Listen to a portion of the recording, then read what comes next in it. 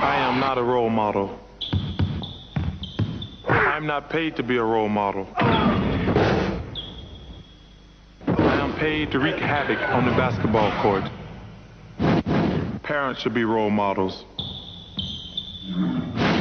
Just because I dunk a basketball doesn't mean I should raise your kids. The legendary TV personality and former basketball player Charles Barkley sent shockwaves through Sports Nation when he publicly said that athletes aren't role models. Parents couldn't believe how somebody so engrossed in the public's lives could think he wasn't a role model for children. One parent said this: "After hearing this quote, I just lost a lot of respect for Charles Barkley." The issue involved here was my repeated irresponsible behavior. I was unfaithful. I had affairs. I cheated. Nowadays, speeches like that are all too common. It seems as if every other day another athlete is making headlines for one transgression or another. Was Barkley right when he said that athletes shouldn't be seen as role models?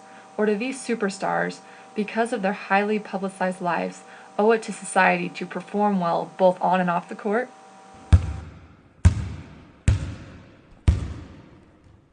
I tend to side with Barkley. The athletic industry has bloomed into a multi-billion-dollar dynasty that constantly sees people spending hundreds, even thousands of dollars for paraphernalia or the chance to cheer on their favorite team. Considering America's obsession with sports, it should come as no surprise when kids decide to emulate their favorite stars' behavior. Oh, ooby-doo, I want to be like you. I want to walk like you, talk like you. You see it's true. Virtues such as honesty, integrity, self-control, humility, kindness, generosity, and the likes are immensely important, but they are no more important to the athlete than they are to the rest of us. It's not right to hold a professional athlete to a higher standard than we hold ourselves to because of their heightened athletic abilities. Our culture loves athletics for one thing, and that's entertainment. Expect to be entertained by these superstars, but don't expect a lesson on adequate social behavior. Sit in your chair, never play with your food, never speak with your mouth full, it's terribly rude. Say please and say thank you, don't mumble or brood, and that's called manners and etiquette. When talking about role models, people often forget the word role. A role model is just that, someone that models a certain role. In this case, I think it's safe to say that the role in question is athletics. Maybe I led you to believe it was easy when it wasn't. Maybe I made you think my highlights started at the free throw line and not in the gym. Maybe I made you think that every shot I took was a game winner. That my game was built on flash and not fire.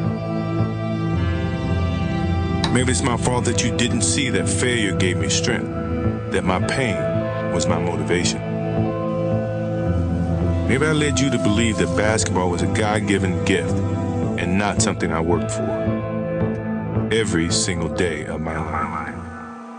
When the lesson is about the pursuit of excellence and the need to practice, the possibility of overcoming obstacles, or the determination needed to succeed, professional sports players are exemplars. Athletes are real in the sense that they perform live and under great pressure and conditions in which the media has no control over. However, what the fans get to hear and see is often a product of camera angles, doctored photos, and gossip columns, making the athlete's image skewed of reality both negatively and positively. Hey Tim, how was your workout? Fine, thank you. Tim, right here. Very nice. So if parents become upset when athletes behave poorly, they should take a look in the mirror. If we want our children to look up to philanthropists, doctors, or religious leaders, maybe they should be the ones we put on a pedestal. I agree that it wouldn't be hard for athletes to act appropriately in public, but technically it isn't part of their role. Athletes provide our entertainment, and the day they stop entertaining us is the day we can say that these role models aren't doing their job.